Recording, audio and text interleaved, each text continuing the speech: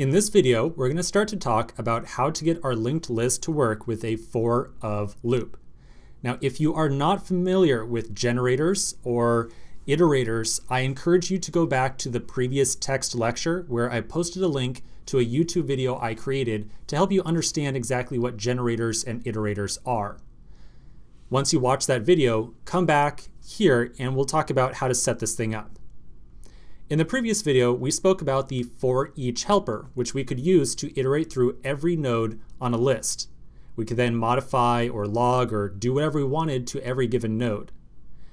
When we set up the for of helper right here, we're essentially doing the exact same thing. So we're still setting something up that will allow us to iterate through every node in a linked list.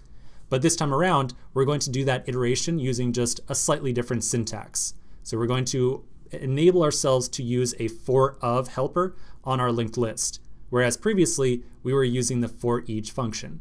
So nearly identical functionality here, just slightly different syntax. That's all. Now, looking at the code sample for the for of loop, we should be able to insert some number of items into our linked list and then iterate through each of those nodes by writing a for of loop that iterates over the list. And then every element that we are receiving inside the loop will be one distinct node. And notice this is the entire node that we are getting access to. It's not just the data property or anything like that. It is the entire node.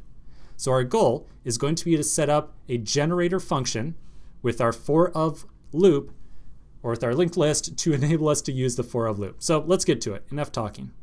Now this exercise we're going to do together because it is one that's pretty darn complicated, and it's something that I'm just kind of throwing out here in case you were kind of interested in where you might use a generator in the practical sense.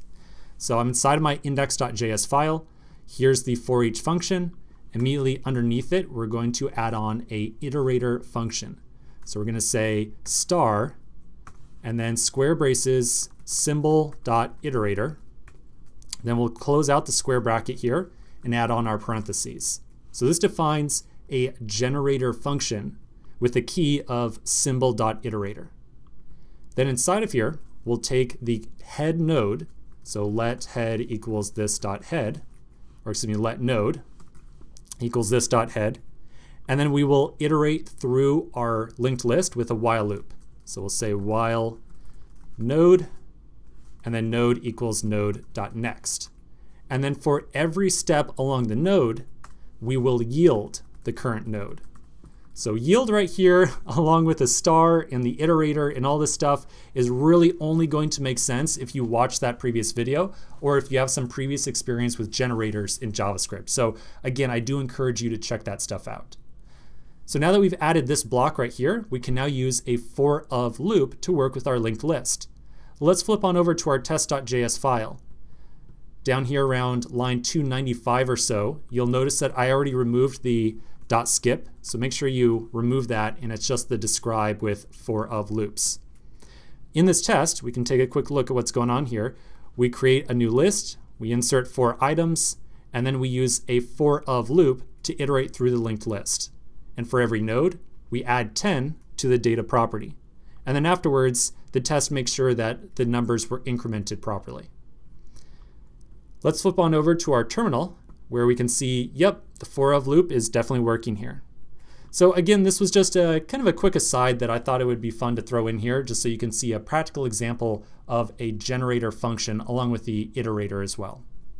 Okay, so that's pretty much it for our linked list implementation. We've gone through linked lists pretty much every possible way I could think of as far as working with them, inserting, removing elements, all that kind of good stuff. But at this point, we only really know kind of how a linked list works. We don't really have any idea of where to use it or what type of interview questions we could expect to see. So we're going to take a break right now. When we come back in the next video, we're going to start to tackle some different problems that can be solved very easily by using a linked list, and some problems that are going to really challenge your understanding of linked lists and how they work. So quick break and we'll start tackling some additional problems in the next video.